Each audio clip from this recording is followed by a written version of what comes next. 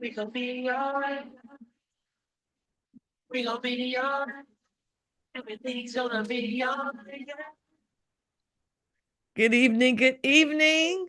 This is Lady Estelle and the Street Soldier Crew, and we are back for another Sunday evening with you. Your host this evening is delighted that we can still come together, that we are still alive and free. Your host, Dr. Joseph E. Marshall Jr.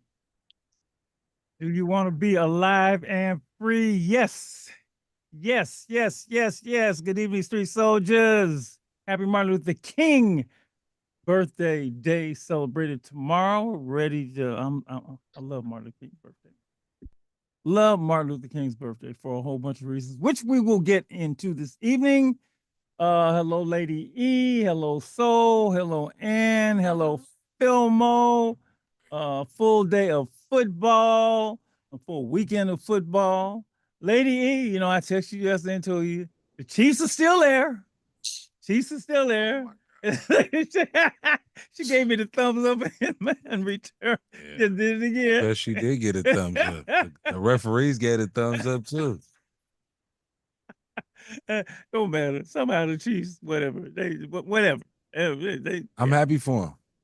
I'm not gonna. Are you saying it's the refs? Are you saying the refs did it instead of the Chiefs? What are you saying? He said that maybe a little bit. That's what he's saying. A little bit, yeah. I think that's what he's saying. Get a lot of help. It seems that they get a lot. Oh, okay. Well, I didn't watch the game, so I can't concur. I don't know. Let's put it like this. Lamar Jackson was getting hit up upside his head today. I didn't see one penalty. Game. I didn't see one penalty, but hey. And yeah, that was those of us who are Lamar fans, that's not okay either. That was rough, but it's okay. But let me shout out. Now understand, I'm a Niner fan, but now the Niners out. Yeah, I gotta Saquon Barkley is just amazing. I mean, that boy, I was screaming Saquon's name. I mean, 2 runs like that. Did you see the game? Yeah. No, Saquon something. I hate the Eagles. Well, I hate a lot of teams. So I don't cheer for nobody. Sorry. Okay. Yeah. Sorry Saquon, about that. I like Saquon. I like Saquon's a nice guy. Saquon is a beast. Chiefs. Shout out to the Chiefs. I'm not gonna hate on the Chiefs. They don't do no good. They win all the time, anyways. So we'll see. Right. It's on. It's gonna be on next week.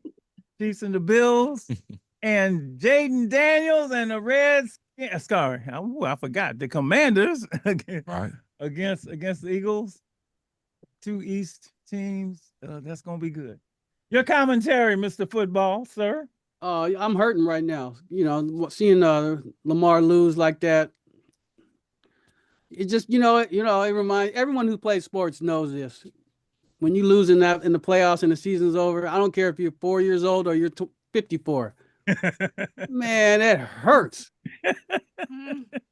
Yes, it just hurt. And I remember when we lost that game when I was high school or 8th grade in the championship. It's funny. We talk about that years later. We don't talk about the games we won. We lost that. Man, we went to the game. We was coaching. We was in it. We came back.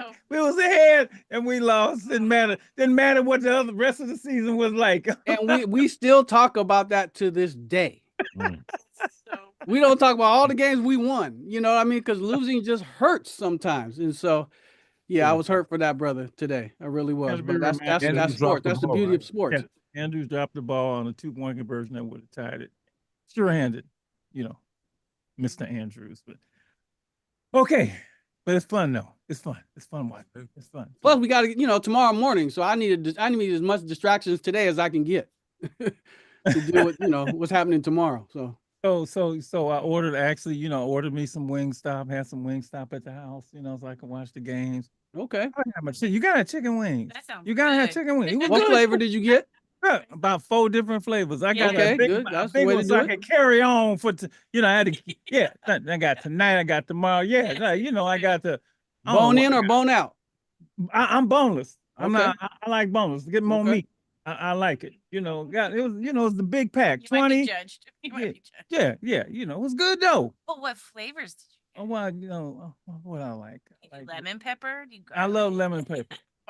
Yeah, I love the original. Then I tried a couple I haven't tried before. I had a Garlic lot- parmesan? I didn't do the garlic. Man, I don't remember. It was all good though. because I tried a couple of new ones. But you got to have wings in football. Yeah, You know what I yeah. mean? All right. I okay. like that. All right, happy Martin Luther King birthday, everybody. Happy we're going to do our regular Dr. King show. But first, we got to get into the news. Yes. And let's do the news. We're going to be joined by some guests in the second hour to have a in-depth conversation about the life and legacy of Martin Luther King Jr. And I got a treat for everybody listening the first hour after the That's news. exciting. So get ready to call in because I got something for you. Okay. I might even let Mike participate. Okay. I might let Fillmore participate. All right. I might. Yes, sir. Okay. Well, my first bit of news is What's that? I'm not on mute.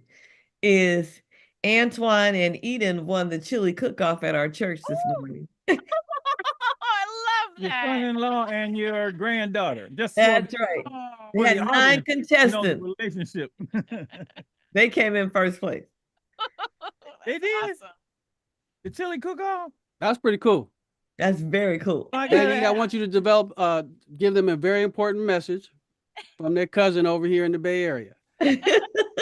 I will pay good money for some chili in a Tupperware shipped to my house overnight. And I stand by those words, okay? All right. Well, All right. So- If they can so figure how- that out somehow. work it out, huh? How old is Eden now? 10. So how much of the cooking does she do? Well, now, see, now I'm going to let you ask her that question. Okay. And she tilts her head and says, yes, I help. Oh, well, now I think you won the chili cook-off. Now that I'm thinking about it, as I'm reading between the lines. Did you win? No, that's Oh. all Dad and her. Antoine That's and her- Eden. Yeah. Okay. and Her dad. Yep. Because I know you would win in your sleep. That ain't nothing, but okay. Congratulations, to Thank dad you. and daughter. All right, let's get into the news. I got a couple, and first, let's just say, with all gratitude, that Israel and Hamas have agreed to a ceasefire, a deal to pause fighting in Gaza. Been a long time coming. Don't know how long it's gonna last. Pray. Doc, I think there were hostages who were released and returned home today. Is that right? Yes, some hostages I mean- have been released. Thank Incredible for them. ancestors. Forget about Thank everything you. else, just Thank you. those people. Wow. To go home. Nothing more valuable than an individual's life. You know, that's the way we roll here, and we stop the violence, folks. So we'll see. We will see.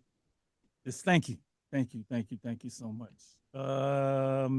Rudy Giuliani. Ooh, I see. Here's how much I dislike somebody. I can't even say their name right. Okay.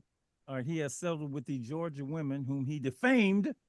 The sister, it was a mother and a daughter, I think. Yeah. Who he Mother and a defamed. daughter, I thought. Who the won a election. $148 million defamation judgment against him for him lying. No, so the defamation is just another word for lying. He just lied on them women, okay? And it's over, it's done. He gets to keep his house and his jewelry, and I don't know how much money they getting, but they better have gotten a whole lot.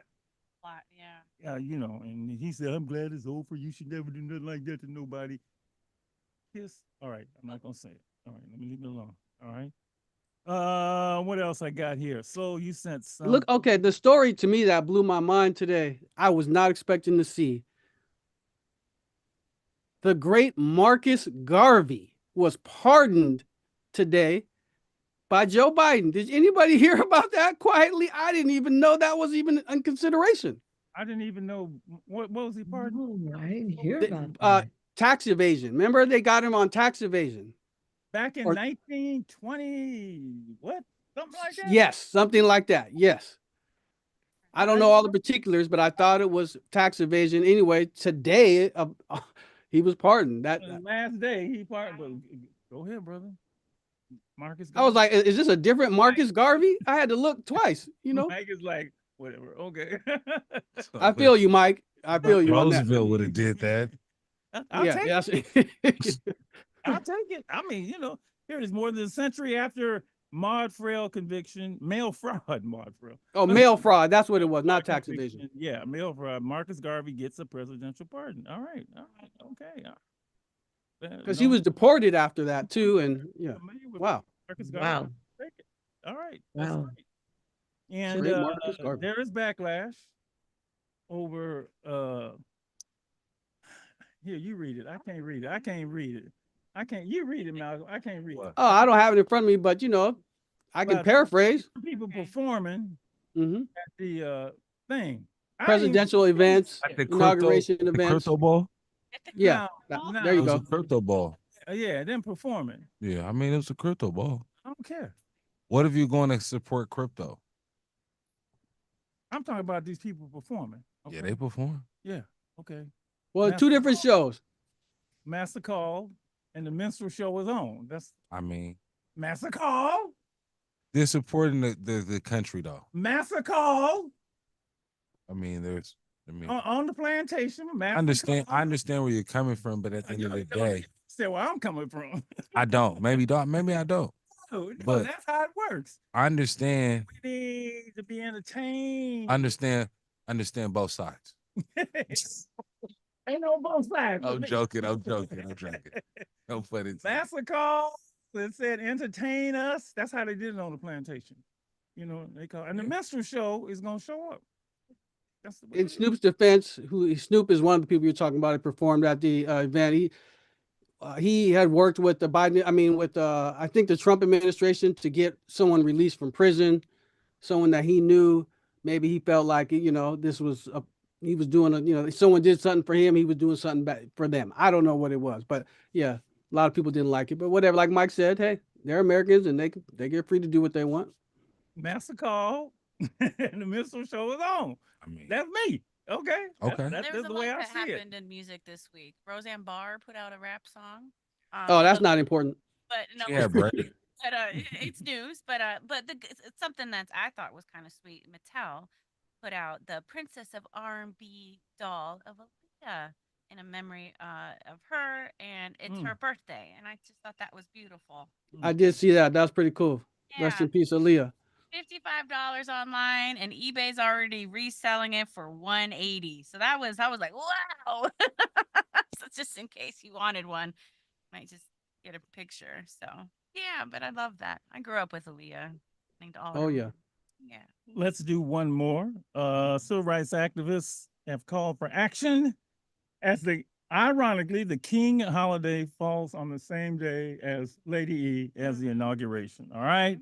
So civil rights activists plan to take a different oath just a few blocks away from the White House. They will remember Martin Luther King Jr., whose federal holiday named in honor that day happens to fall on the same day as, I'm not going to follow it, okay? Everything that Dr. King stood for, I don't say his name, has clearly stated he wants to dislodge.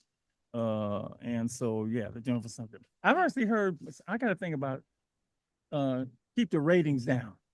Yeah, I got to think. I don't know if you've seen that. I seen that. Yeah, keep the ratings down. Turn to anything but that. Oh. Yeah. Okay. You know, so Well, I'm- look, it's a day on, not a day off. So got to go and do work. I'm sure we will get into some discussion about that during the second hour.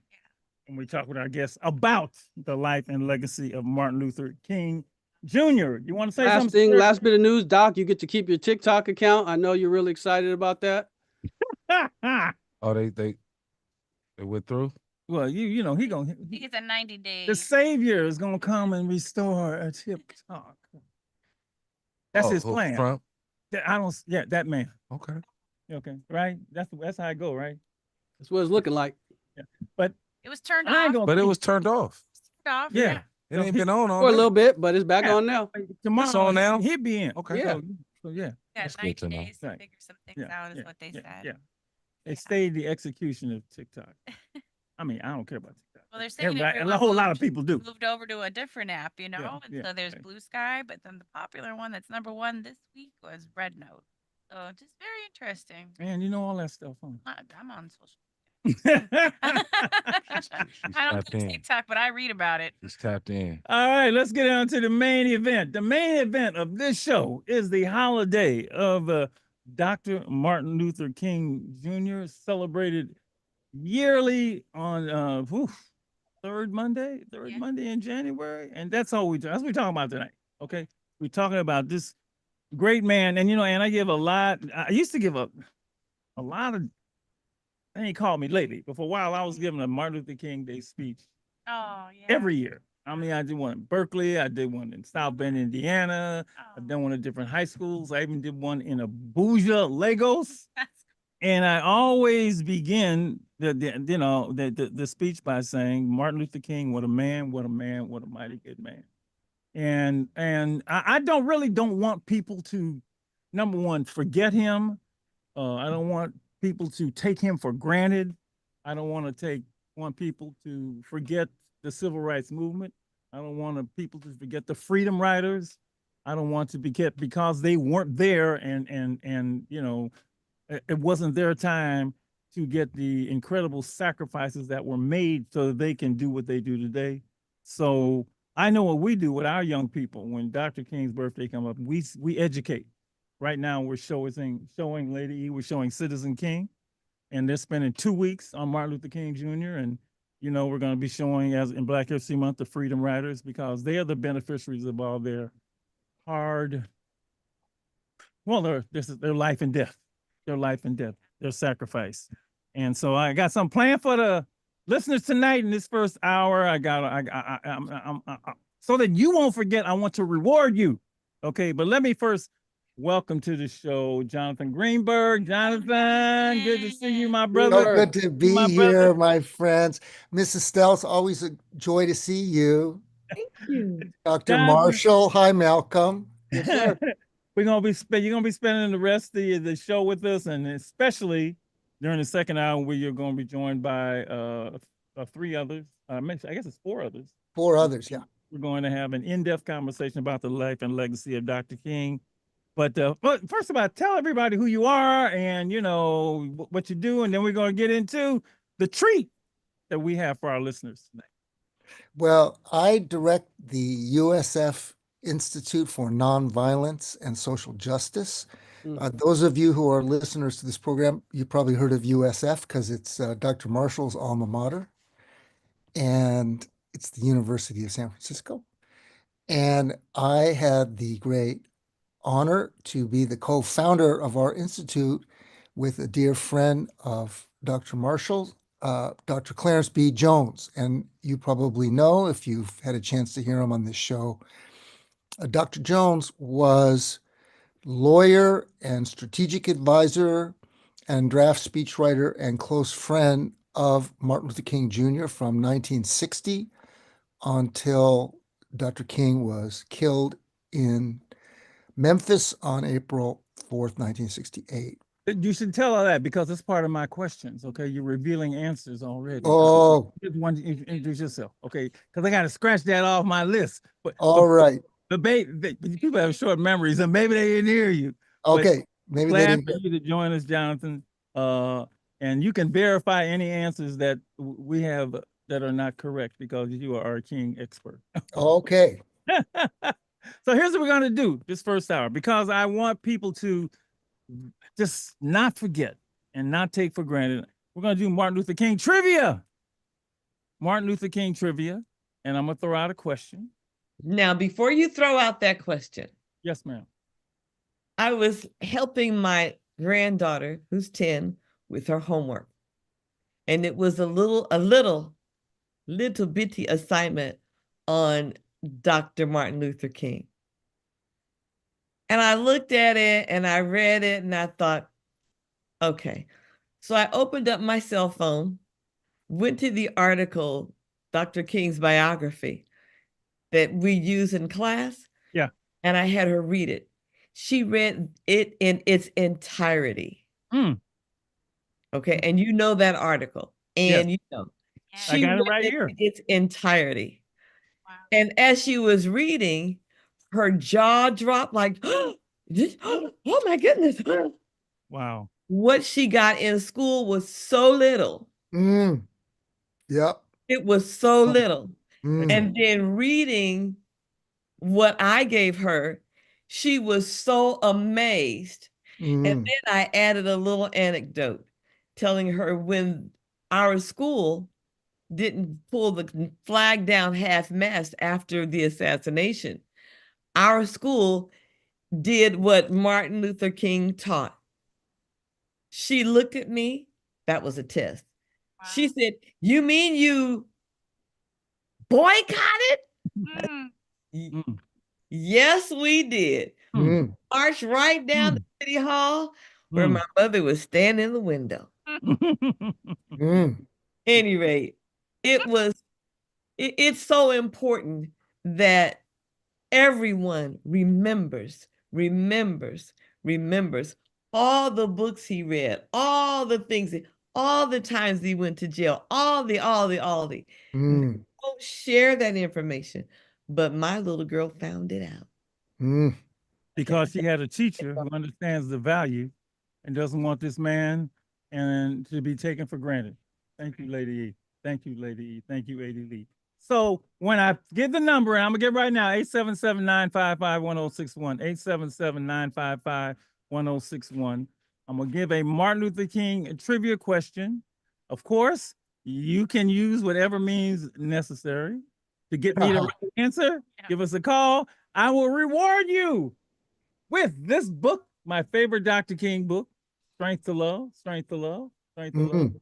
It is absolutely magnificent. It is a collection of his sermons, and we're gonna get you the book. Okay, we're gonna send it to you, and we'll send it to you because we know we don't want you to forget. So here we go. We'll see if anybody is listening. Anybody called? Anybody values Dr. King?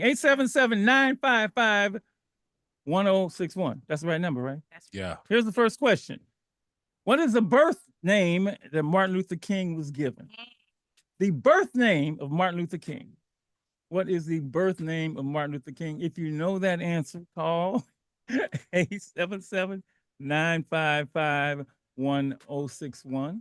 And if not, then we're gonna go to the next question and we'll see. But I'm gonna give Fillmore a chance at this one. What is the birth name Martin Luther King was given? 877-955-1061. If you would like to win the book, please call us. If you know the birth name. The birth name, because he was not named Martin Luther King at birth. I didn't know that. And I didn't know it either. Yeah. I did not know it. Yeah, it was the Trying to birth name. remember. Anybody out there? You can research everything now. 877-955-1061. I know. Call. Let's see. I had an answer, but let's see. Okay, all right, we'll give it to callers first. Yep. Hi, you're on Street Soldiers Martin Luther King trivia. Do you have an answer to that question? The birth name Martin Luther King was actually given. Michael Luther King Jr. That is correct. It was Michael. Now, how did you know that? I learned it in school. Oh, wow. You actually learned it in school? Yeah. That's fabulous. All right. Now we're going to hang on. We got to get your information so we can send you the copy of the book, Strength to Love. But while you're on, let me ask you, what does Martin Luther King mean to you?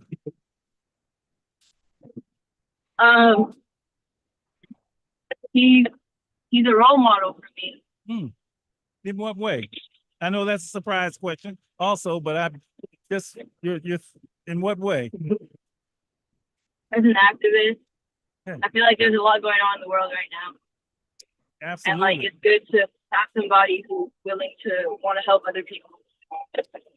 Thank you. Thank you. One other thing, go on Netflix and watch the movie, The 688, okay? If you don't know what it's about, watch it. I guarantee you love it. SIX, triple, TRIPLE, 888. It is Michael. It is Michael. And I found out a little bit more about that lady. I got so many notes here. It's crazy. About why his name was, it was Michael and was changed to Martin because, and you might know this, Jonathan, apparently his father was interested in Martin Luther or something like that. I'll figure it out. Let me get this. I got to do more questions. All right, next question. Thank you very much. I didn't get the name. Did you get a name? I'll check. Okay, we'll get a name. Okay. All right. His grandfather. Yes. Grandfather is Martin, so he was given that name as well.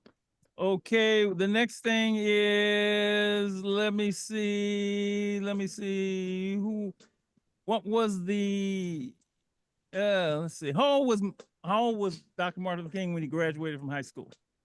How old was Dr. Martin Luther King when he graduated from high school? 1061 Martin Luther King trivia. Do you know this one? How old was he when he do. graduated from high school? Go right ahead. Yeah, he was 16. Say that again. I want to make sure you said the right number. I said he was 16. I'm trying to think, was he 15 or 16? I can't remember. But I You think he get was one. 15 or 16. You only get one choice. All right, he was super dope. So he did it when he was 15. That is correct. 15 years She old. got it. Right. She did a last minute Google search. Book King Love by Martin Luther King Jr. And say, what Wait. does Dr. King mean to you? What's your name, by the way? This is Ronica. Oh, nice. Thank you. Thank you for calling and doing this. What does Dr. King mean to you? He does mean everything. I appreciate the last caller who said he's a role model and activist. I'm an activist, right? A lot of people don't talk about the Kingonomics that he talked about, Yeah. The economic policies, and so that's what I'm for. I'm for making sure that Black people do get equal pay in the workplace. I'm for making sure that that we do get the right type of jobs and we get senior leadership positions, and so that's the kind of activism that I do. So that's what he means. He set that bar out there that we've gone to college, we've got our degrees, we've gotten the education, and yet we're still at the bottom of the wealth ladder. And so I'm for making sure that we close that gap and get to the top. Thank you so much. Thank you so much. Happy Martin Luther King Day and Day of Service. And your book is on the way. Thank you. Thank you. Thank you. Appreciate that. 877-955-1061. I'm gonna give the question. I'm gonna give you a chance. This should be easy. This should be easy. Let's Even see. Fillmore gonna get this one. What's this? From what where did he get his undergraduate degree? Morehouse. Huh? Morehouse. Morehouse College. Get that boy a book. It is correct. Fillmore got the book. You can't have my book, but however, we'll give Morehouse College. How old? How old was he? Yeah, it's not counting. I'm just messing with you because you're here. Was he 18? Add 15 to 4 more years. 19? 19 years old. That is correct. All right. You hear that, Ann? Fillmore got a book. Good. All right, now let's get a little deeper here. All right. He became the pastor of what church in Alabama? And in what city? Now you got to get double. I don't mean you get 2 books. Okay. 877-955-1061. Dr. King became the pastor of what church in Alabama? And in what city in Alabama? I'll give you a little time to do your research on this. I think I'll throw 2 questions out. Hello? Yes. Are you there? Who's calling? Hi, my name is Coach. All right. You got answers for this one? For Dr. Was it at Dexter Avenue Baptist? That Yes. is correct. Oh, girl, yeah. I'm sorry. I get excited. Now, So I know you guys were talking about. and in what Richmond city? And in what city? listening in. Hold on. And in what city is Dexter Avenue Baptist located? It's in Montgomery. Oh, you got it. You got it. You got it. You're getting the book and get the information. You're going to get a copy of my favorite Dr. King book, Strength to Love. What does Dr. King mean to you? Thank you so much for calling. Dr. King means everything to me. We literally just had an event here in San Francisco today to kind of not only honor the legacy of Dr. King, but also to honor what he means to our youth. So being able to have them engage outside, engage in the community, not only become community activists, but also community role models, and being able to, as in what the youth say, stand on business for the community. Yeah, it's on. You know, I like to say he was an ordinary man who did extraordinary things. You know, we tend to think of these people as Absolutely. superhuman, but he answered the call. And a lot of us don't answer the call. And even when sometimes, you know, when the creator puts it in front of us, but he answered the call. I was just about to say that even we receive the call That's sometimes, right. sometimes we don't answer it. And that's the worst thing you can do because you don't answer when, yeah, but he did. And wow, we're all the better for it. Thank you so much. Thank you so much. We're going to get you the book. Absolutely. And I'm sure it was a great event today. Thank Hey, you. Dr. Marshall, can I ask you a trivia question? No. Okay. Yeah. Yes, please. Save it for the second hour. No, okay? no. Hey, No, I do want it to ask him a trivia question. right now. Book already. Nah. Ask it right now, Mr. Greenberg. Right All now. right. Okay. So it's about Morehouse College, which we already discussed. There's a famous individual in San Francisco who was a student at Morehouse College, and he was Martin Luther King's student in a Mm. seminar at Morehouse College. Who am I referring to? No, that's if I say this name, see, I'm sure you're gonna say Amos Brown. That's it. That's the guy. Oh, wow. Yeah, you got it. You got it. Turn back to his Amos Brown.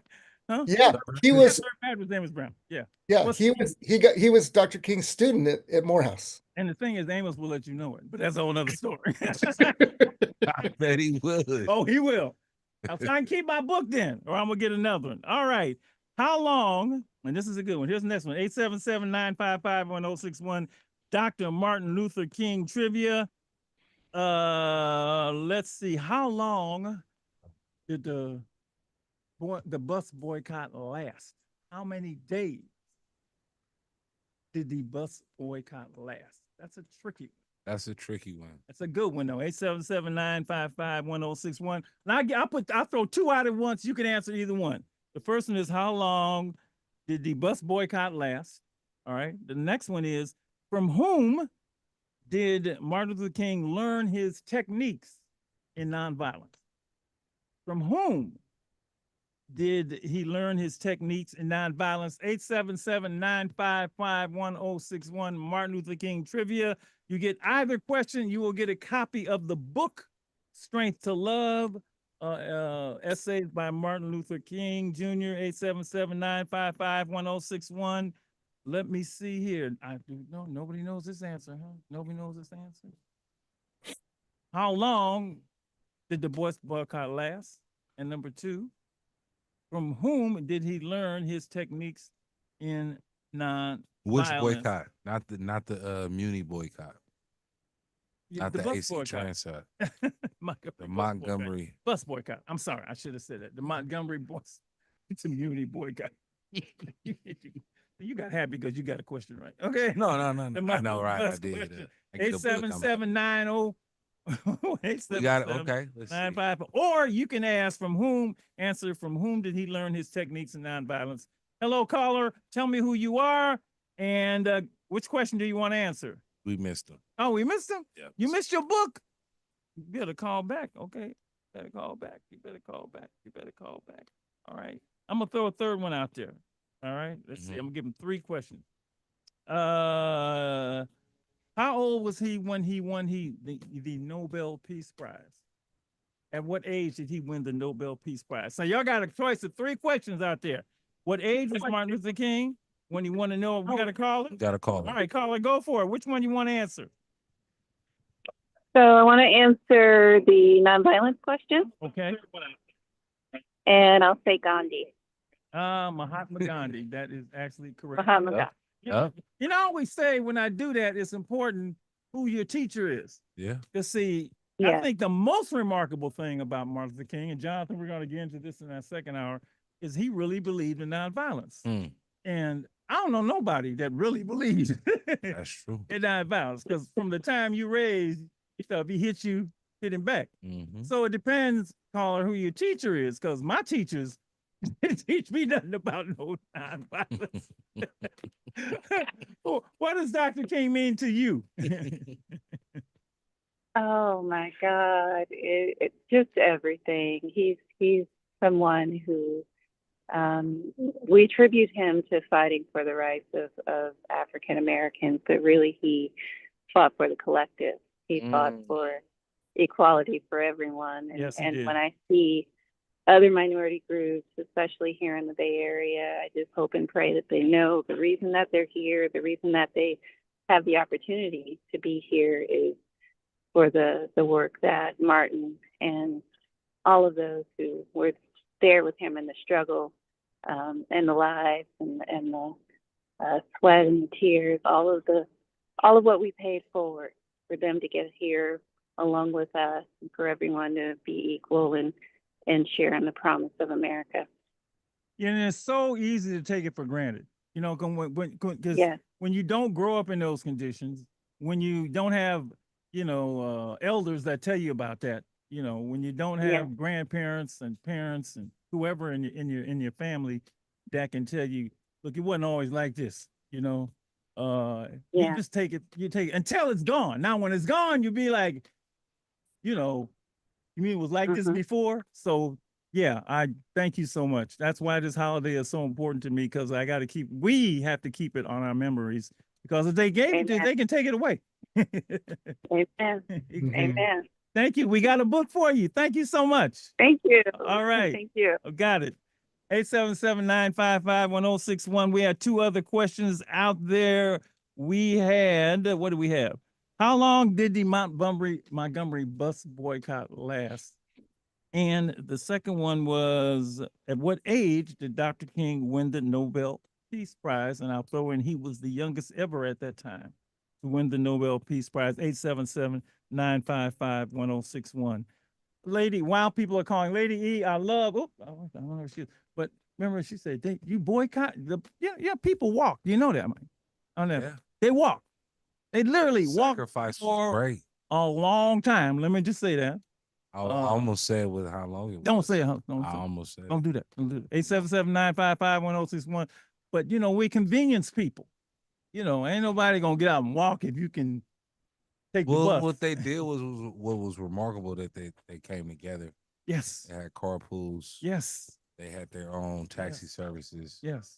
And things of that nature. And that's one of the things that I think that people need to get back to, is kind of like mobilizing. Yes. And just coming back to the grassroots level. Absolutely. Because, it can be beneficial for everybody. Preach, brother. Preach, brother. Is that your Dr. King coming out? Dr. King, Malcolm Marshall. 779551061. We're giving away the book, Martin Luther King Jr. Strength to Love. If you can answer one of those questions, how long did the Montgomery bus boycott last? And at what age did Dr. King win the Nobel Prize for Peace? Okay. All right, y'all, you better jump in here and get this book. 877-955. We're only gonna do this for about 10 more minutes, so y'all better get in and get this book. And of course, I'm also going to ask you what Dr. King means to you. Oh, while we're waiting, let me just ask you, Phil, I love when you in on the show, man. I really do, man, because you're valuable. What does he mean to you? While we are waiting, 877-955-1061. What does he mean to you? Oh, man. Hold on. We got a call? We got someone to answer that question? Go right ahead. You're on Street Soldiers. Martin Luther King trivia. What's your name and which question do you want to answer? Rich, San Francisco. Hello. Why does somebody great and good need to die for things to change? Man. That's human beings, man. I can't answer the question. You're right. That's the I can't answer that question, but can you answer either one of the questions that we posed? No, I'm interested in the bigger questions. Okay. Yeah, well, we asking you the questions tonight. Ask him so what is more. then I'll ask you, what does Dr. King mean to you? Dr. Martin Luther, to me, is I don't understand why somebody like him have to be sacrificed for things to change. Why somebody big, Mahatma Gandhi, he was killed when he was old. Why? Unfortunately, the study of the history of much of the world is man's inhumanity to man. And you asked a great question. But let me go on and get some of these others, because some folks want to answer the trivia question. So great call, Rich. All right, you're on Street Soldiers.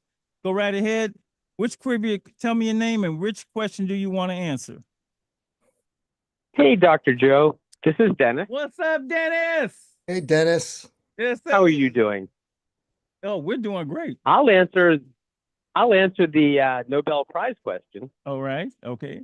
All right. How old was he when he received the Nobel Peace Prize? Well, It was 4 years before he died, and he was 39. So I would say he was 35. You are absolutely correct, sir. He was 35 years old. He was the youngest person to receive the Nobel Peace Prize.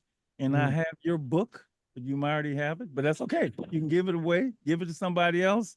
Dennis, thanks for joining us. You see, I got Jonathan. The second hour, he's going to be involved in some wonderful conversation about Martin Luther King Jr. What does Dr. King mean to you? He means everything. Hmm. He was, I'm not a Black American, but he represented everything that was good. And he was kind, and he was all about equality and nonviolence. And it's exactly what we could use at this point in time. You're right about that. I did a thing years ago on the air, Dennis, and I said, I just did this thing, who was the greatest American? And, people called in and say who the greatest American was. And at the usual, I call them the usual people were listed: George Washington, Abraham Lincoln, and then of course I said, well, no, they couldn't be great to me because they was, one was a slaveholder. I had to do all that. To me, Dr. King was as great an American as ever was, because he really believed in America when America did not believe in him. He believed in the Declaration of Independence. He believed in that. And, he put his life on the line for it. Those others didn't. So I just think he's at the top of the list of being the greatest American ever if you rank people. But yeah, I got it, man. So thanks, I want to say Well, briefly, Dennis. Oh, go There's no ahead. question during my lifetime that that's number one. Yeah. And I just don't know how somebody can do that for a country that turned its back on him and didn't appreciate him. And there's nothing that. You remember that? Call him a communist. Yeah. Tracked him. I mean, wiretapped him, and eventually assassinated him just because he wanted America to be America. Yeah. So communist wasn't probably in the top 5 worst things they called it. That's But true. yeah. right.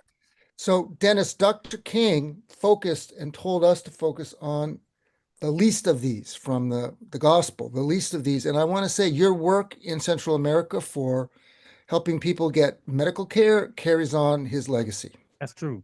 Absolutely. That's right. I'm glad you said that. Thank you, Jonathan. Well, that's What a you're doing in great thing Guatemala. to say, but in a very small way. And they don't put my life in danger every day when I go to work, which is a little different. But I appreciate that, Jonathan. You know what I always urge people to do, Jonathan and Dennis, is find the king in you. Mm-hmm.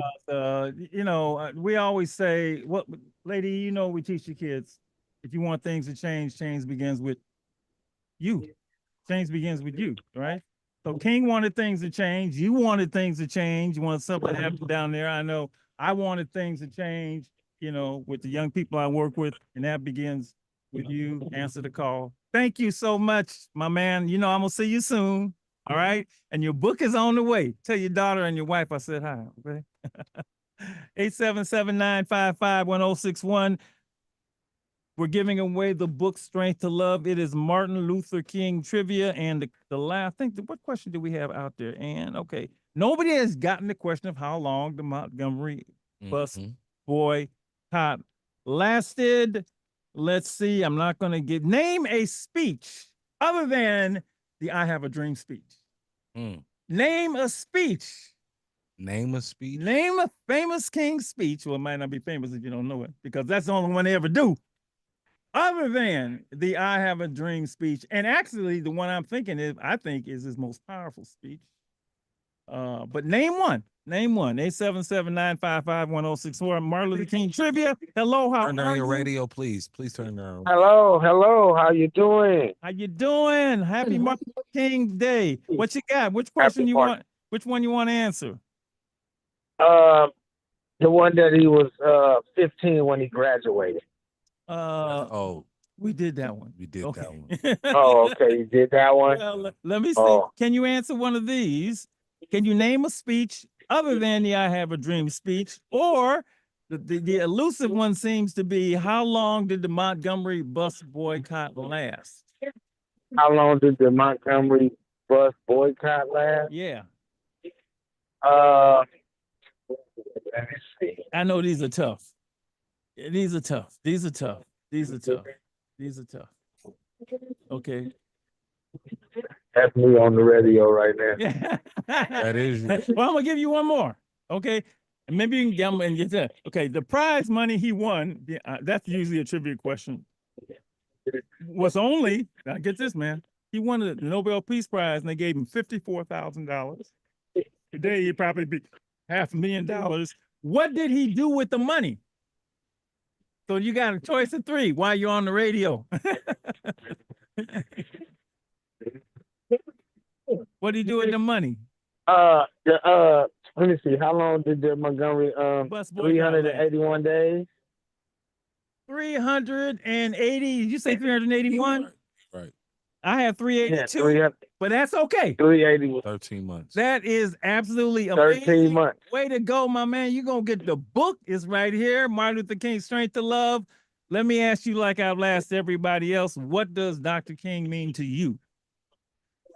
He means freedom, equality, equal rights for everyone, and he just means strength and hope for our race and equality. You know, we fought so long to have the same equal rights as everybody else in the world, and that's what he stood for.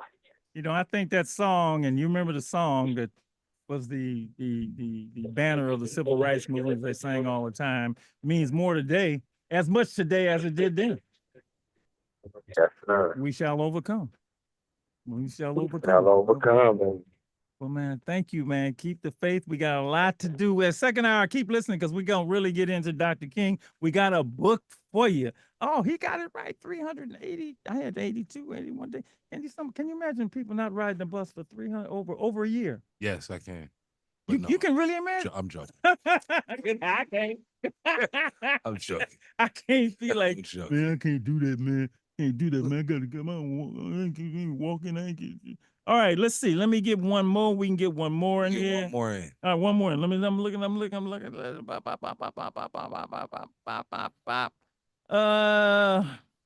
Jonathan, maybe you got one for me. Let me see. Lord. Oh, I haven't got another speech. I need another speech other than I Have a Dream speech. Hello. Or Hello. Oh, you're on. Okay, which one you want to do? No, that was just me on previously with the 381 days for the boycott bus, but we got disconnected for you to get my information for my book. Tell him, man. Tell him, man. Got you, boss. She got you, man. I'll give you a call. See, we ain't gonna forget you. We ain't gonna leave you hanging. Okay. All right. We can't. No more. All right. We'll give you this one. Okay. What was the next one I was gonna do? Well, Give me another speech. No more speech. Nope. All right. Gotta go. All right. I love the Vietnam War speech against the Vietnam War. One of my personal favorites, but my favorite is I've been to the mountaintop. Oh yeah. Said that the night before he was assassinated. All right. Jump into the second hour and tell them where to get us. We are continuing the conversation at YouTube Live at Stay Alive and Free. You can always take us on the go on all of your favorite podcast listening apps. Mike want a book. We'll see you in a few minutes. Grand in your hand is back on 106.1 KMEL. What I do with a grand in my hand? I can pay off my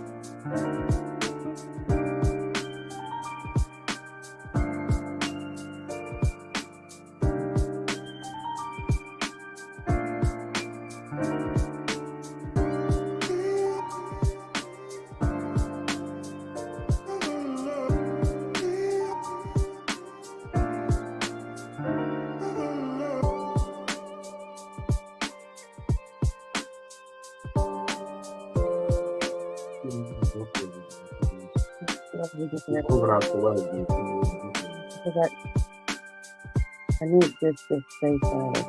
Keep moving over, we just keep on flying over.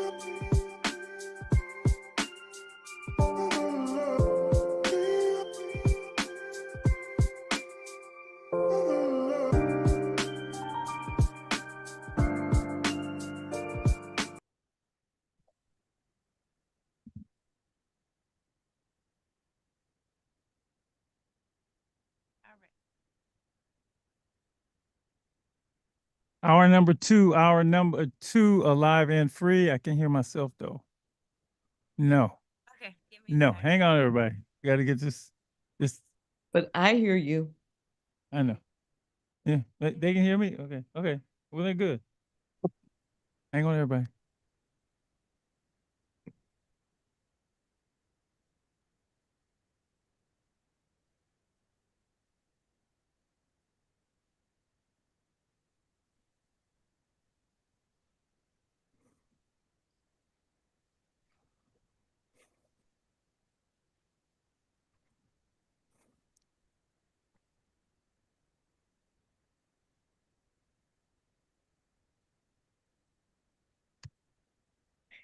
I can hear them. Okay, I think I'm ready. All right, hour number two, Alive and Free Street Soldiers Radio. Dr. Martin Luther King's birthday celebration show. We had a wonderful first hour. I mean, I loved it. We did Martin Luther King trivia. We gave away the book, one of my favorite Dr. King books, Strength to Love. A small one, but a mighty one. Love the book. This hour, we are joined by, in addition to Jonathan Greenberg, we are joined by four other, I love saying this, distinguished people to talk about the life and legacy of Martin Luther King. They all sent me extensive bios. I'm not going to read them because if I do, we won't get to talk about Dr. King. So I'll let them introduce themselves. I will let Jonathan say a word about each of them, and then we will plunge into an in-depth conversation about the one and only Martin Luther King Jr. So we are joined by first Selena Lane. Where are you, Selena? Hello. Happy Dr. King holiday weekend. Thank you so much. Jonathan Butler. In the house. Glad to be here. Man, congratulations on your election to the presidency of the San Francisco NAACP. Yes. Yeah, man. I wouldn't make a joke, but I'm not, because I thought that guy was gonna be president forever. But it's so nice to see you. Do that offline. Lofton Holder. Hi, everybody. And good to see you. Good to see you. And Margaret Russell. Margaret, where are you? Margaret? You're muted, Margaret. Yes, you're muted. We can't hear you and we can't see you. So, okay, we're going to keep going. Selena, real quick. Here. Great to be here. Okay. Are we going to be able to see you or are we just going to be able to hear you? Which one? Are you there, Peggy? Yep. Yes. Okay. Are you going to be off camera? I just want to know. So I guess I am from the last century because I thought radio meant just voice. So to get away from my dogs barking, I'm actually sitting in the dark in my car in my driveway. Okay. Well, so I in that apologize. Case, we would prefer you not to be off camera because we wouldn't be able to see anyway. Dr. Marshall, I want to say one brief thing before we begin, which is so Dr. Marshall spoke with me a couple of weeks ago, and he offered me extremely thoughtful and generous idea, which was, who could we bring onto the show who I think would be the most thoughtful and deeply reflective group to talk about Martin Luther King. And we found the four people who really are such a superb group that I can't wait to talk with. So I'll let everyone introduce themselves, but I may throw in some personal remark, but I'm thrilled to be with you. So Lofton, give me a couple sentences about your bio because it's long and I will never get it. And then we'll jump into the discussion. All right, I promise to be brief. Really, frankly, 35 plus years as a Wall Street executive on the investment side, but really come to this as part of the Institute for Nonviolence and Social Justice. Really was about channel capital into minority and women-owned businesses for much of my career. And that's really what I focused on and tried to get done, but have since moved on to Pacific School of Religion. and I'm in divinity school part-time. All right, great. And Selena. No, okay. No more embellishments. We get going. We can get that at the end. Okay. Okay. Selena, you. Yes, yes, yes. Well, I'm a fellow Don. We've been in some workshops together at USF. I'm a Bay Area native, born and raised in San Francisco. Part of that system involved kind of out migration of African Americans from the city, but I've stayed rooted and planted in how we stay relevant, how we represent on the level of not being dispersed or having others share a narrative. I work with and do a lot of community engaged learning with Faithful Fools. And I'm currently actually doing a graduate program at USF with Jewish Studies, Social Justice, with the diversity, equity, and justice emphasis. So as we're talking about meeting the moment around the conflict with Israel, Palestine, a lot of that is holding my space as it relates to honoring Dr. King and his legacy. Thank you. Jonathan. Well, I'm a preacher, professor, researcher, civil activist, and many hats. But I think what describes me as a bridge builder. So I lead a couple of nonprofits. I sort of chair the inaugural committee for the Homelessness Commission. I'm glad to actually work for UCSF and do a lot of research, and associate director for Black Health Initiative. I'm just kind of doing the work. That's all I'm doing.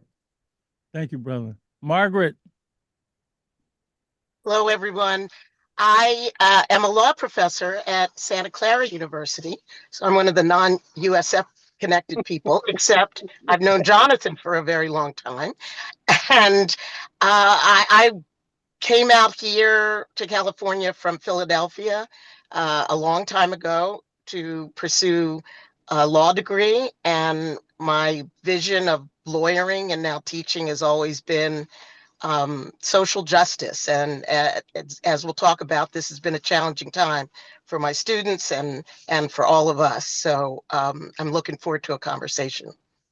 And so I want to say, Dr. Marshall, I could say a lot about each of these wonderful people, and I'm not going to do it because you'll get mad at me. I just want to say that, you know, Lofton and Selena and Peggy Russell and Jonathan Butler have been at the core of our community of support for our work with the USF Institute for Nonviolence and Social Justice, and we can't do anything without you. So we love you, and I'm thrilled to be with you tonight.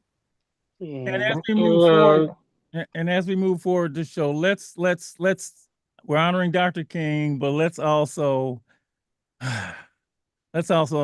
just dedicate it also to the one and only Clarence B. Jones, Dr. King, lawyer, speechwriter, who we know very, very well. He might be the last, I think he and Andrew Young are the last remaining two from Dr. King's inner circle. That's Last of the Lions. That's the book. Last of the Lions. That is correct. Thank you, Steve. Last of the Lions. And we've had him on the show many times, and the kids at the club still can't believe that you know him.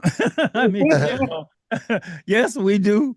So we're gonna, just keep him, because anytime we tell a story of the letter from the Birmingham jail, and how it was smuggled out on tissue paper by Clarence Jones, because he's the only one that could visit him because he was his lawyer. The kids said, "Wow, I didn't know that."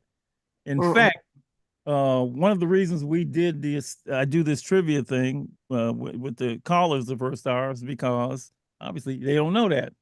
And I do not want Dr. King, the civil rights workers, the freedom riders, any of those folks to be taken for granted. I do not want us to forget them. And the only way you don't have these folks taken for granted is to share the information with them and share the truth with them, because it can easily be like, what's the big deal? Well, hell, let me tell you how big a deal it was. And I love what Lady E did with her granddaughter. And her granddaughter, I don't know if you heard that reaction. Would you just say that reaction? Because they weren't on the first hour, Lady E. Just share what you did with your granddaughter and her reaction. I need to unmute. I helped her with her homework. She had a little bitty assignment on Dr. King that she had to answer some questions on.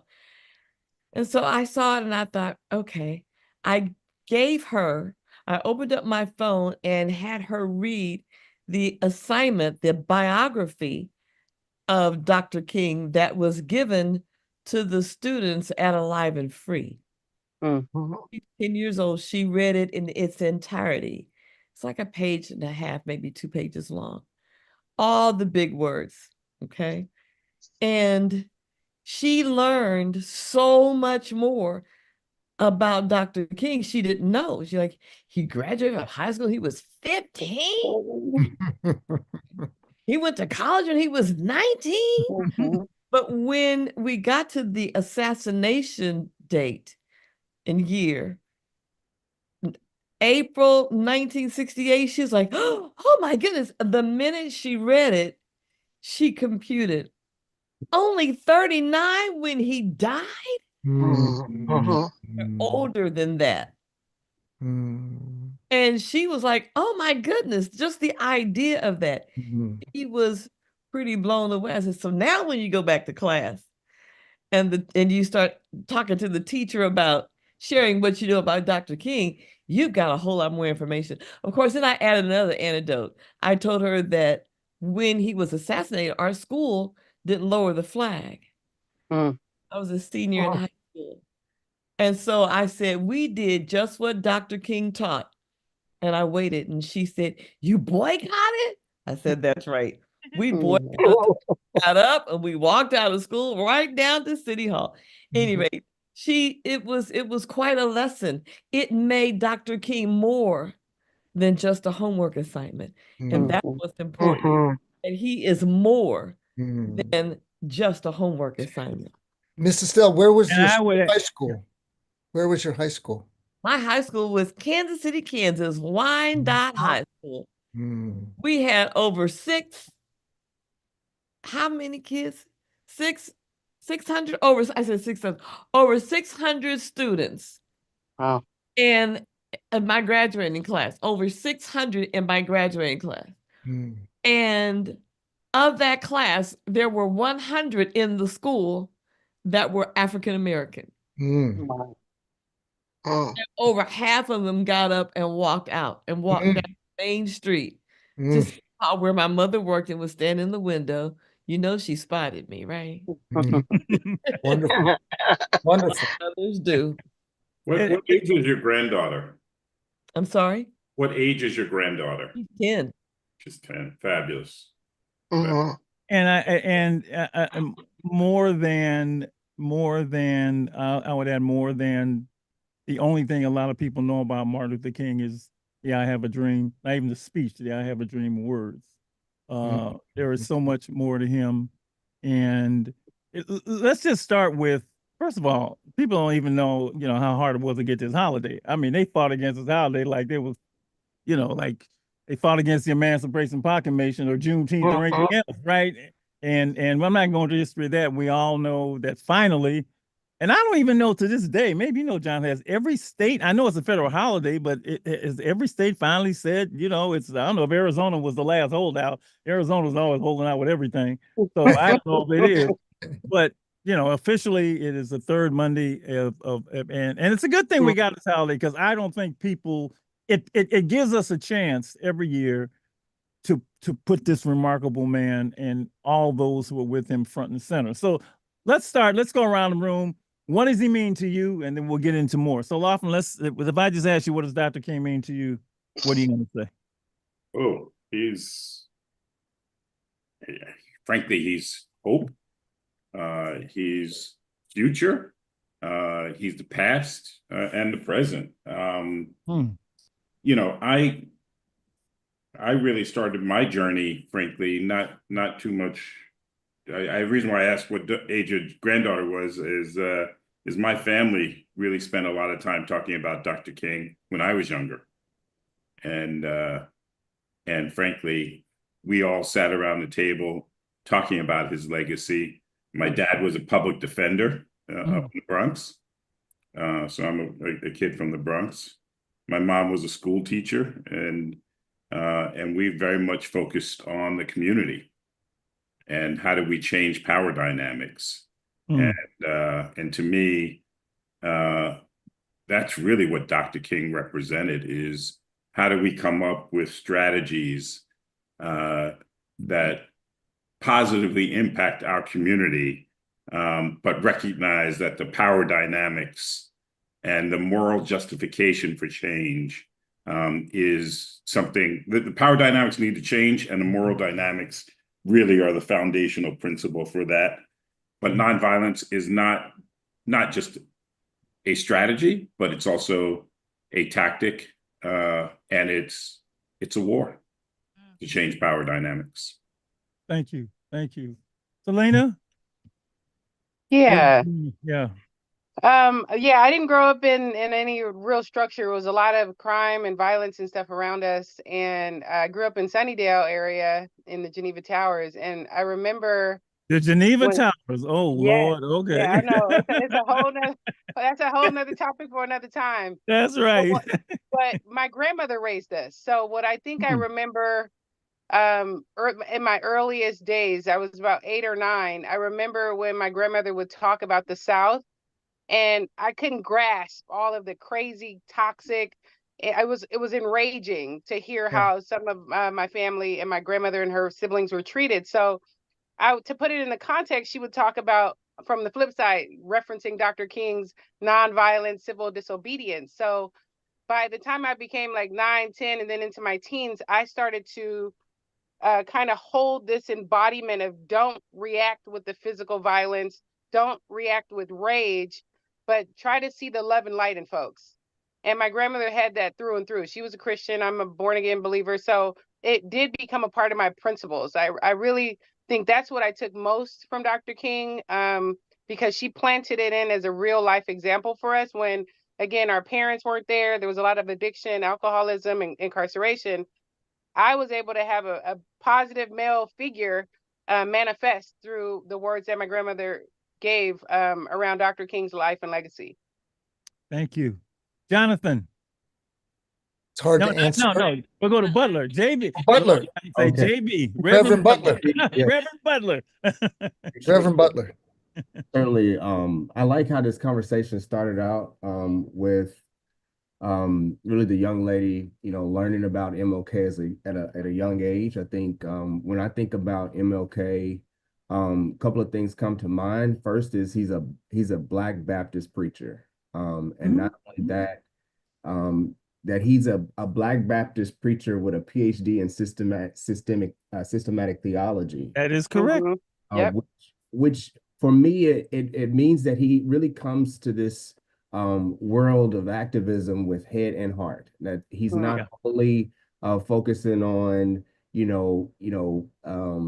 meeting people where they're on the ground, but he's an intellectual. And I think it's important for us to understand, especially in this world of misinformation and disinformation, he sought off the truth, and he was really grounded in his morals to the point where it's kind of inspired me. He's a sociologist. I'm a sociologist, a Black preacher. Yes. He did this all at a young age, right? And so, he got his PhD at 26 years old, which is impressive, but it really, it sort of embodies his commitment to not only the justice movement, but just to really focus on, his purpose, what he's here to do, to be that person that's, on the ground, but also an intellectual. I think that's important, especially for our next generation, because, the work that we do, it does require a level of intellect. It requires fact finding and knowing what it is and speaking truth to power. And so I think,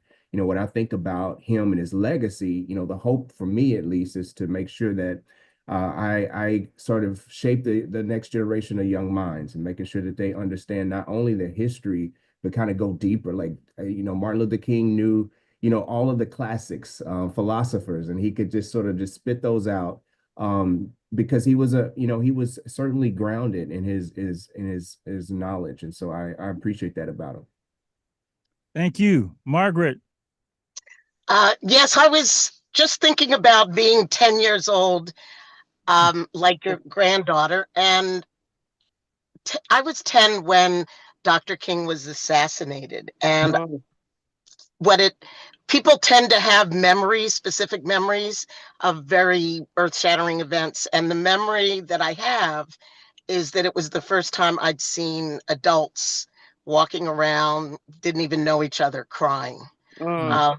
And I still can see that in my mind's eye. I might have been kind of late coming to learning more about King. And I think of him in terms of really the whole civil rights movement and all the other leaders. Yep. And what it meant to be living in a time in which so many groups were actively engaged, sometimes with each other, sometimes in friction with each other, for a dream. And that dream is still before us. So this particular weekend and the date of Inauguration Day, it's almost a historical moment to me. It's a challenge on King Holiday to do something different. We'll get into that as we move forward. Okay. Like you can say about that. Thank you. A couple of things real quick for me, and then Lady and Jonathan want to say something. I'll say this. I always say that King was the greatest combination of a speaker and doer that I've ever seen. Obviously I love Malcolm. My son is named Malcolm. He was obviously a great speaker. I never heard Frederick Douglass speak, and I'm sure I heard he was a great orator and a doer, but Dr. King, he did it and he spoke it. And, it's just amazing to me that the combination in that particular individual, both what his oratory and his actual doing. I mean, he was, and now I was telling the kids the class the other day, a lot of people who are in that position who accept the calling, and he was 26 years old. When they get in something like that, they say, "Well, you stay in the back because we want you to be protected, right?" Mm-hmm. Oh, Dr. King was out front. He was leading the march, and there's so many things that are just remarkable about him. This will date me, but I don't care because I'm a child of civil rights movement. That's how I was born. I was on campus, Selena, when Dr. King was assassinated. And I remember getting back to school, and me and all the Black students, we were just crying like babies. And we were, can I say pissed? Okay, we were angry because I got the time of Malcolm and Martin and Edgar and Stokely, and you gonna kill a man? This man wouldn't hurt a fly. I mean, I was like, oh hell no, and that was the moment that our students and my fellow students and I decided that we were gonna start our BSU, our Black Student Union, at the University of San Francisco. And we did the following fall. And I actually became the first president of BSU. So activists like that bring out activism for me. That's so, and you can't get there unless you see somebody do that. And I was very fortunate, to grow up at a time when people, that's what they did. It was all about us. It was all about it. It wasn't on me. It was us. Even on campus, it was us. And he is one of those people, and I was lucky to learn about a whole bunch of others that came before him that was passed the baton on. So yeah, he means obviously a lot to me. Lady E, your thoughts, and then we'll go to Jonathan, and then I want to ask you another question. Oh, well, when I think about Dr. King, I remember because I was there. I was there. I listened, I heard, I watched, and then I saw. And then after he was assassinated, then I saw even more. Dr. King is a reflection and a reminder about love and the strength to love, to stand despite, in spite of, no matter what, to take up the call, the purpose, the walk, human, and still stand. Mm-hmm. He lived and walked and talked the word. Mm. And then he died, and he knew. He was gonna die. He wasn't surprised. He knew, walked in the face of. I mean, so yeah, when I think about Dr. King, I remember Mm. remember the Mm. signs that said for colored only. I Mhm. remember the days I couldn't go because I wasn't the color. I remember. And I remember that he was, and see, he was a little man, but he wasn't little. Mm. There was nothing little about him. He was short, but there was nothing short about him. So you don't want to get me started talking about Dr. King. Mm. But it gives me a reason to continue to stand and Mm. teach and talk and be fearless about what's good and what's right. Mm. Mm. Mm. Beautiful. Jonathan. Beautiful. Everything's beautiful here, being with you. So because of my relationship with Clarence Jones and my work, I think about Dr. King every day, probably. I always turn to him for reflection on whatever problems we're facing as a nation and a world. And I go to his writings and think about what he wrote. I want to mention one idea and one question. The idea is nonviolence that he got from Gandhi. Gandhi called it satyagraha, which means standing firm to truth. If it's true, you're going to stick with it. You're not going to abandon it because that's human dignity. But he translated it as soul force, or as Mrs. Stell was saying, the power of love. And the question is, as Dr. Marshall mentioned for his mountaintop speech the night before he died, he went down to Memphis, Tennessee, even though everybody, including Clarence, told him it's too dangerous to go there. Mm-hmm. But in that speech, the night before he was killed, he referred to the Good Samaritan story because, like Reverend Butler said, he was a gospel preacher, and he said the Jericho road was a dangerous road. People were worried about what happened if they went out to help somebody on the road. They might get killed, they might get robbed. And Dr. King said that's the wrong question. The question is, what's going to happen to the sanitation workers if we don't come to help them? So I think that question sticks with me too. There are so many remarkable King quotes, and that we actually, Lady E has a thing where we actually make, we cut them up and we give them out to the kids and we make them read them, and because all they know is I have a dream, right? And they don't know the rest, and they are just blown away by the things that this man said, along with what he did. But we'll get to those because I want to ask you your favorite quote, of course. But in my reflection of Dr. King, I still think this man really believed in nonviolence. I think the most remarkable thing of him, that he really believed in nonviolence. And I said this earlier on the show, don't nobody I know really believe in not fighting back. Not really. It may not be the first option, the second option, the third option, but at some point, man, you hit me enough time, I'm and most of us are raised. I know I was raised, I'm from South Central Los Angeles, right? You from the tower, right? Right. Hit him back. It was the first option. It wasn't even a second. They didn't tell me call a teacher, call home. They said if he hits you, hit him back. You hit him back. That's right. This man was like, no, we ain't doing that. We ain't doing that. And I love showing the young people, eyes on the prize and all of them and all of that, and watching them in the face of just massive, what they call, the most massive disrespect you could have, everybody use that word disrespect. And the man did not fight back. And, obviously there was something going on with him that wasn't going on with like 99% of the people that I know. That's just your thoughts about that, because the history, the world is like violence is the way, if you, and let me just say another thing. When I talk about why there's so much, there's so much violence, one of the things I say is we're taught that violence is a way to solve our problems.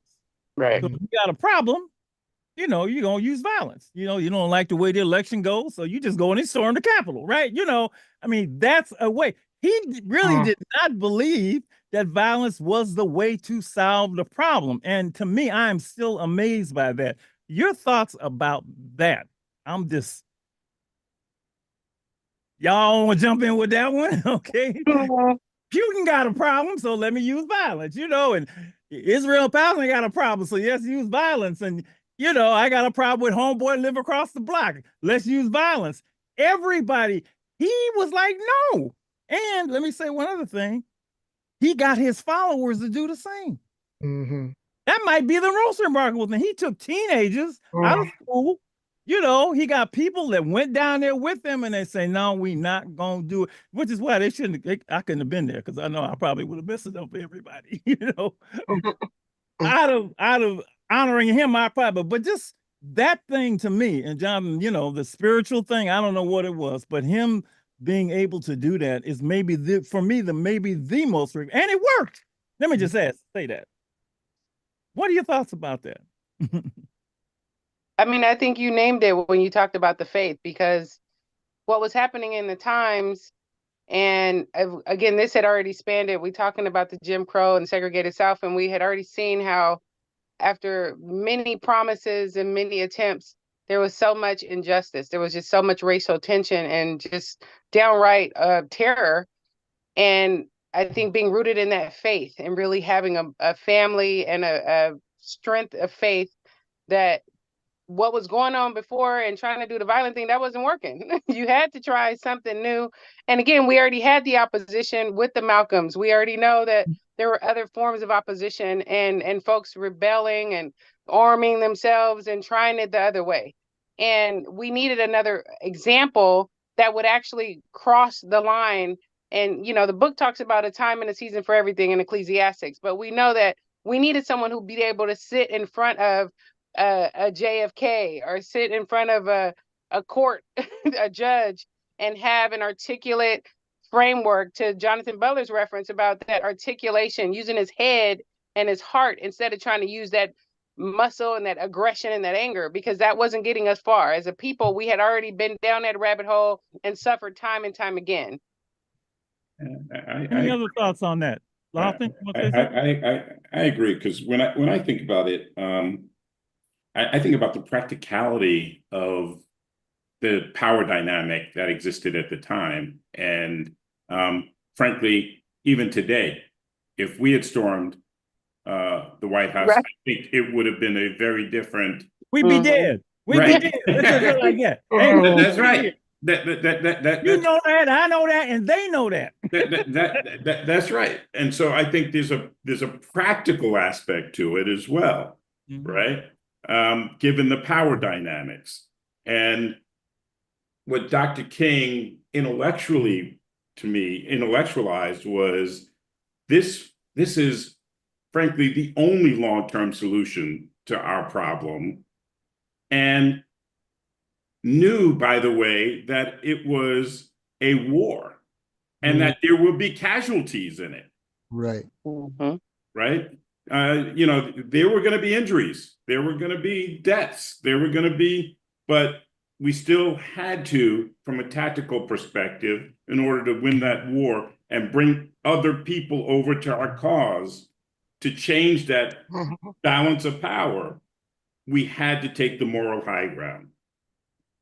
Amazing. Anybody else? Margaret, Jonathan? Yeah, I agree with Jonathan. Well, King had a moral compass, and I think that's certainly something that was just stated, that nonviolence was this absolute commitment to love. And we've had this book on Strength to Love. I mean, it takes, as a Baptist preacher in a Baptist congregation, sometimes, it's hard to love, but that was something that he was led by, because he had, again, as what's been said, his father was a preacher. He had mentors who were preachers and really embodied what it means to love, that he believed that nonviolence was this powerful weapon that could cut you without wounding you, right? And so this was that way of being able to take the moral high ground. And I think that certainly has been the example even of his students, you know, as we said, you know, Amos C. Brown, who was one of 8 students taught at Morehouse, you know, as much as he, you know, comes at you a little bit hard, you know, a little bit, but deep down is the strength to love. Like you cannot deny his ability to really love the people. That's what he's fighting for. And so I think that's kind of what MLK, when you think about nonviolence, yes, it's a weapon, but it's a commitment to love, and it takes a lot of strength, which I do think that that's something that we also should embody. Margaret, and I just wanted to yeah. I've been listening to these insights, and one thing that occurs to me is that we live in such a coarse and violent world. You know, we're talking about guns, and that it's probably hard for some people, some listeners, a lot of people, even to imagine a stance of nonviolence and love. And because it's almost the opposite of the values that we get really, you know, in everyday life. Yep. Absolutely. Lady E, Jonathan Greenberg, your thoughts on this stance, his belief, can I say, in nonviolence? And let me just add something else while the two of you were asking, because this is just hard for me to fathom. That's why when I say what a man, what a man, what a mighty good man, him seeing the humanity in these races. I mean, like, come on, man. How could you see the humanity in these people? You know, I mean, he's like I was like, my mama like that. You know, I'm watching. I just finished watching 6888, right? I don't know if you've seen it. And these people treated us, and he saw somehow the humanity, and then he must have been on the other side, and that's where that faith thing is gonna be, because he see things I can't see. And by the way, I love seeing when you said, you know, Malcolm was my other guy, and Malcolm was like, "Dude, you crazy." I mean, I understand you got intentions, but now also at the end they came closer together. But you know, he's being criticized not just by the white folks; he's being criticized. When you get your chops busted by Malcolm X, you getting your chops busted, okay? But Lady E, you two and Jonathan, just talk about that philosophy and his belief in nonviolence. Well, that's always challenging when you're getting beat down and you're supposed to sit there and take it. Yeah. But I think the brilliance in recognizing the power of nonviolence turns on the light so the world can see what's really going on. And Dr. King was definitely brilliant. So I want to say two quick stories. The first is that our friend Clarence Jones, he didn't believe in this nonviolent stuff. No, and he didn't. Dr. King said, "I love you, but I don't want you anywhere near my protest march because you're gonna." And Clarence said, "You know, I'm gonna knock to the ground the first guy gets in my way." I said, "Yeah, that's why I don't want you to be near me." You know, but Clarence was converted because of Dr. King's brilliance, but also Clarence was converted because he realized that violence is a gift to the adversary. That's what they want you to do, because then they can destroy you. So he saw it from a pragmatic point of view. And then the other thing I want to say is that the Nobel Prize speech, King says we got a lot of problems, but all of those problems, and this goes to what Jonathan Butler was saying about his philosophical approach. He said all of those problems can be framed by one problem, which I think is the most deep problem that humanity faces, which is that our moral development lags far behind our technology development, development of violence and war. And so he said the issue of nonviolence, it's not a question between violence or nonviolence. It's a question of nonviolence or non-existence. He believed that, and I believe it too. Gandhi's words, and I use King a lot with just people I teach, young people and adults. Gandhi's words, "an eye for an eye makes the whole world blind," is Right. absolutely true. It's absolutely true. It doesn't work, right? And which is why I have little faith in humanity. And I always say, when I saw the end of the original Planet of the Apes, that's what's gonna happen. Because these people ain't figured out yet that violence don't really work for anybody. Your money ain't gonna save you when the button is pushed, okay? And you got an issue.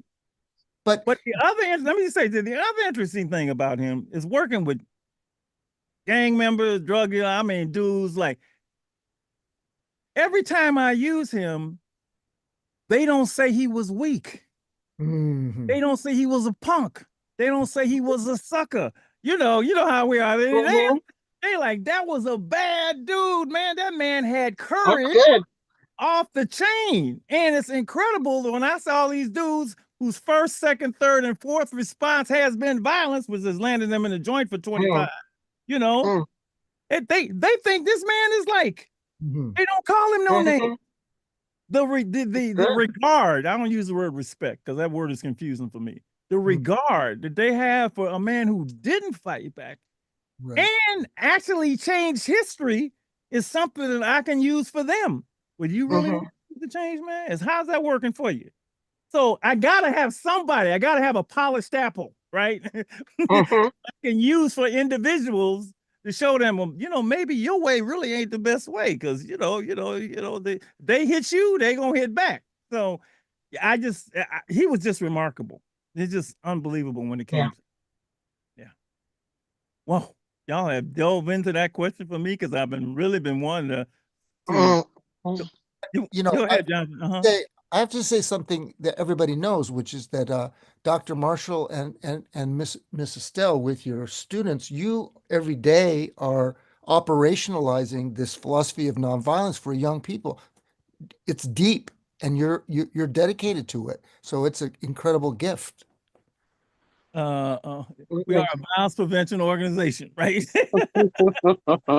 That's my thing, is stop the violence in a very violent world that everybody believes that is the way to solve their problems. You got a problem, handle it. That's the way the folks out grow up with learn. If I can get them to put that way, way down in their options, like number 5 or maybe number 10, maybe by the time they get to number 4 and using something different, they won't have to go to number 10, because I know that it's not going to be good for anybody. One thing, I'm sure you know this, but Dr. King and Gandhi said, if you have to choose between cowardice and violence, what do you choose? He said violence, but you never have to choose that. But he's framed it that way. Except these folks don't look at King as a coward. They think he's brave. Saying that you can be courageous without violence. Yeah. Where do you think we are? We got to go and look at the times today, right? Because Dr. King is timeless, and his impact was in South Africa. His impact was in Poland. His impact is worldwide, and 500 years from now, when we're all not here, Dr. King's name will still be, ringing. The only nonviolent revolution I know that I've ever seen. To me, it's just such a just a position, and I hate when people use his name and use him. I hate when he's used. I can't stand that. People just use Dr. King, and I'm getting upset.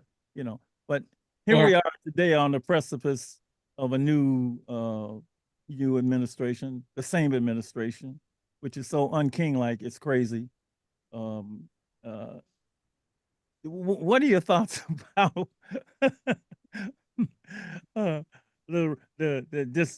this? I don't say the man's name. I ain't looking at the inauguration. I don't do none of that, because everybody knows I'm an ABT guy. Everybody know what that means? Anybody but Trump. Okay, I was always that way. You said the word. You said the word. I know, but I had to say it. I don't use it. My I just had twin grandkids, and they just born. Damn, anybody, okay? Because he's the opposite of what I teach young people. He's the opposite. I teach young people character. I don't teach them to rob, steal, rape, none of that, right? And somehow he was rewarded for bad behavior. And as Americans want to be, obviously they can pick and choose who, because I know of anybody who we've had what 46 presidents. He's the president twice now, and all of them passed it peacefully, right? And this is the only dude that said, "Nah, I ain't leaving.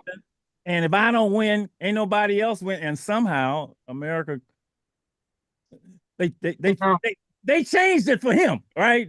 So it's so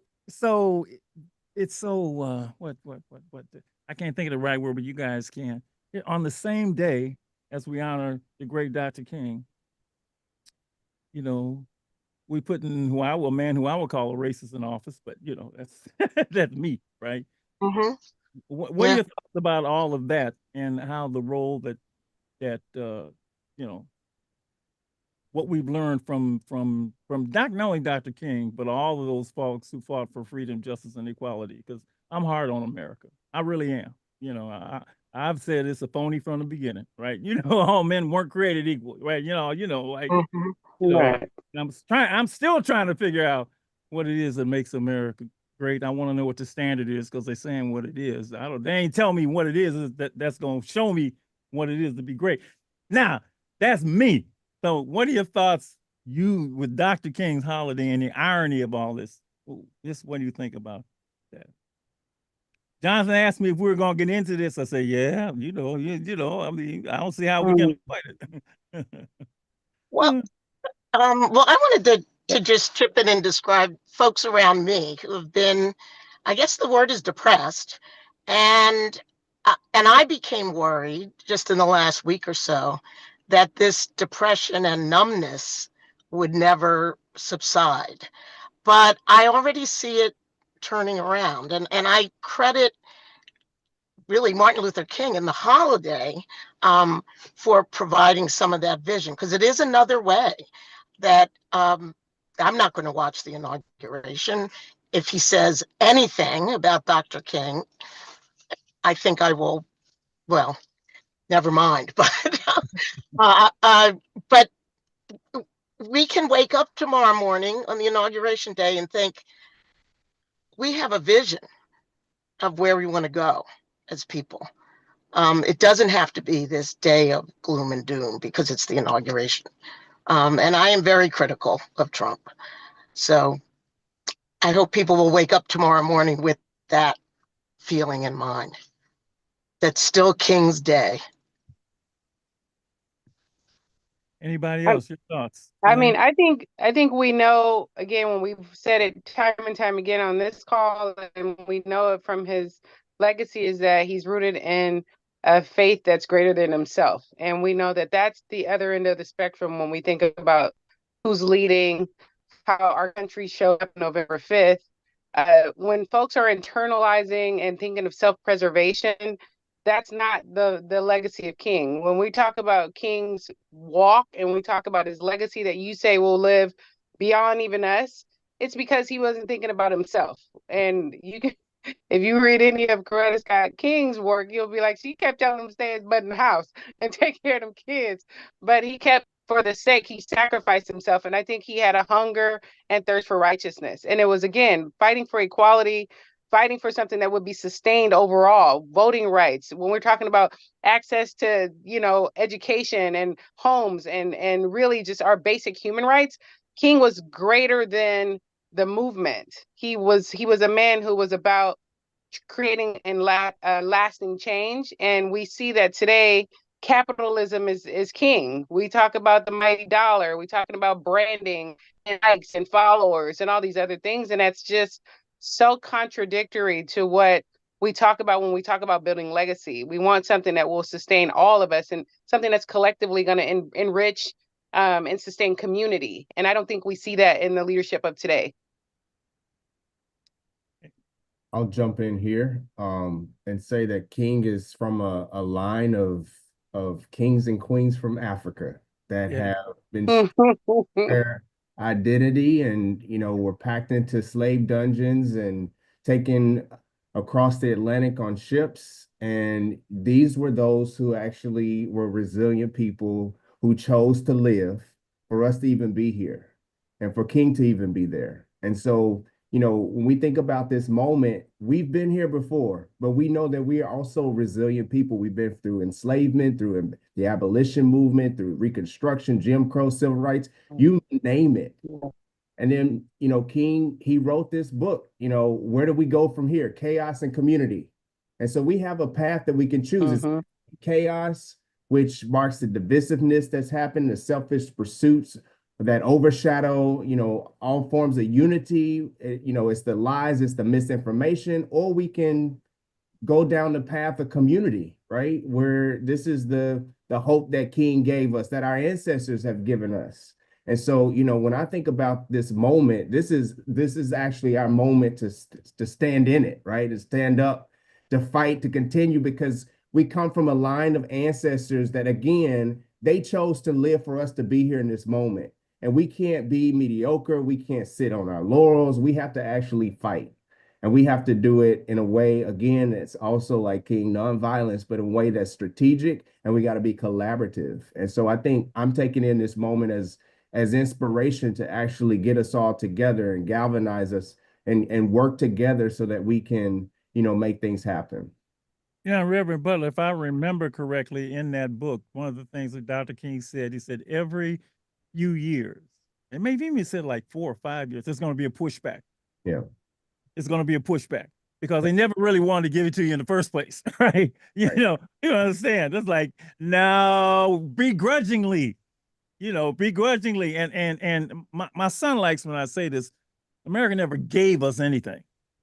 We had to fight, crap, and die for everything we got. All right. So this whole thing is, you know, we gave, no, you didn't give us nothing, right? And so the pushback to me, whenever you want to say it began, I don't know what, is real to me. And I knew, because some folks never liked it in the first place. You know, for some folks, it was better then. That's why I always want to ask, when was America great? Was it the 1950s? Well, let me tell you what it was like in the 1950s, okay? They never identify that, right? Right. It's the great again. Well, I'm not sure. It was, you know, so, you know, I'm ever vigilant. I've been ever vigilant since I was young, since I learned like you, I learned the history. I know, you know, and one thing when you learn the history, let me just say this to folks, and I'm glad Black History Month's coming up. When you learn it and you see it coming, you know you've seen it before. It be coming in a different form, but I've seen this before. It may be in a different person, but I've heard this language before, right? And I can literally translate, you know, bull kind of, you know, I can translate generations, you know, I can go all the way back. And the code, the cadence might be different.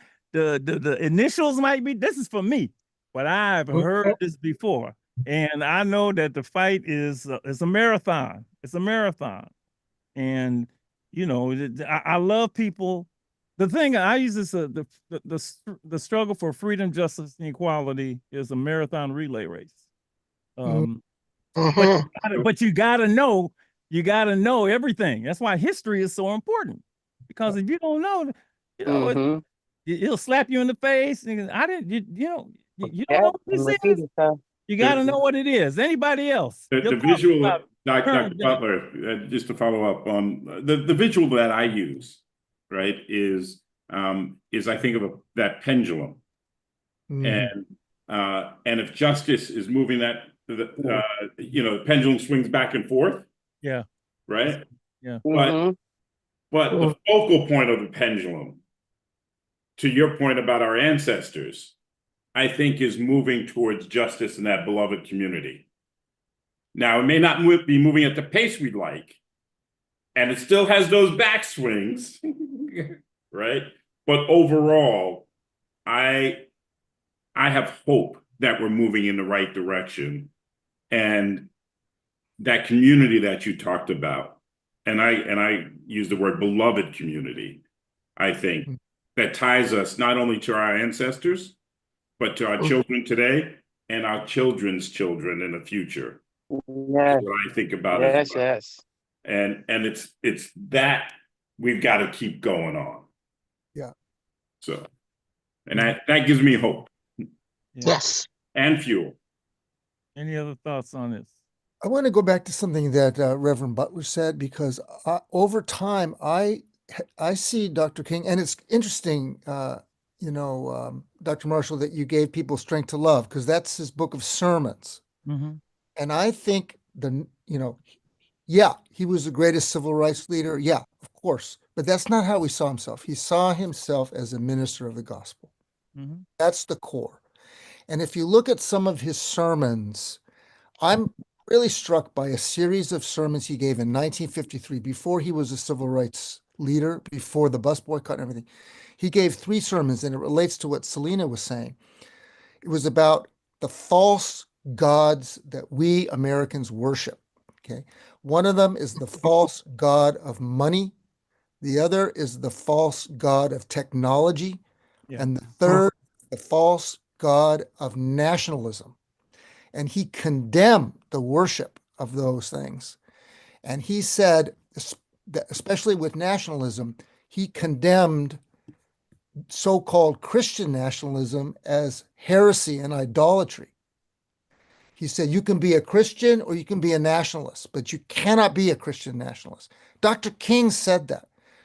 Those 3 sermons in 1953 speak so poignantly to the moment that we're in American history right now, because we've gone so far off track, and there's the worship of these false gods. And I think for Dr. King, that's why the faith is the key. The famous moment when he was despairing, people are threatening to kill him, and he makes a pot of coffee in the kitchen in Montgomery, and he prays, and then he gets this response saying, it's a hard, painful struggle, but I'll be with you. And that's how he proceeds. Jonathan, sounds like the Roman Empire to me. Okay. Yeah. Well, because this stuff is all about power, domination, and control. And King wasn't into about power, domination, and control. He was not into that. He was into humanity. Let's all live, right? Right. This is about power, domination, and control. And they're 2 complete opposites. And John, I got the book right here. I love the book, and when I read this, A Knock at Midnight is one of my favorite little sermons that he gave, and he talks about the church and just everything that you said about technology and all of that. And we're gonna need somebody like, not just him.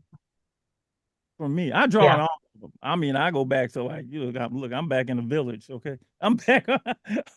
I'm back in the early African village. I'm there. I'm back at a place where you can't kill an enemy, right? You can try, but you're just gonna create another enemy, which is why early African societies lived instead of died, and they weren't into power. But we're gonna have to draw on all of this, because to me, it's all about trying to turn back the clock.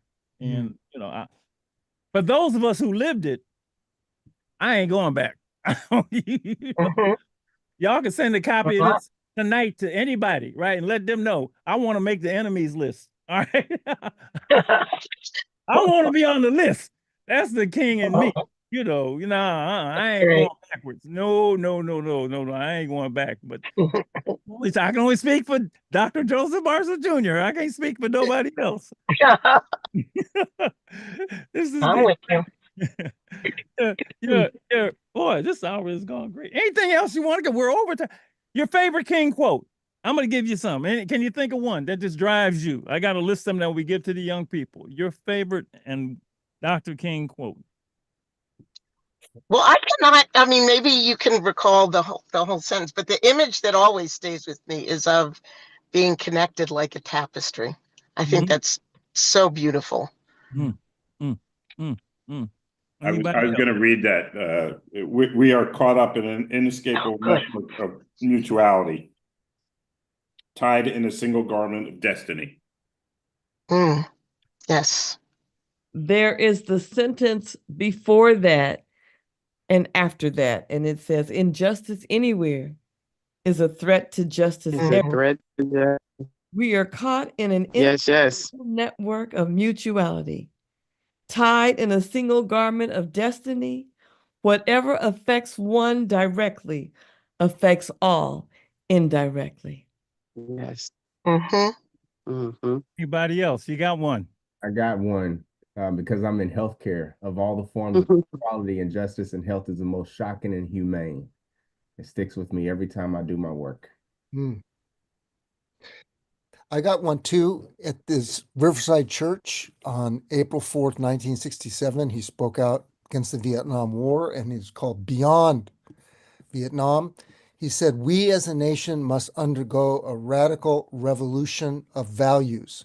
We must rapidly begin the shift from a thing-oriented society to a person-oriented society when machines and computers, profit motives and property rights are considered more important than people. The giant triplets of racism, extreme materialism, and militarism are incapable of being conquered." Since we gave them out, I have a list. I'm going to read 4 that are powerful for me. In the end, we will remember not the words of our enemies, but the silence of our friends.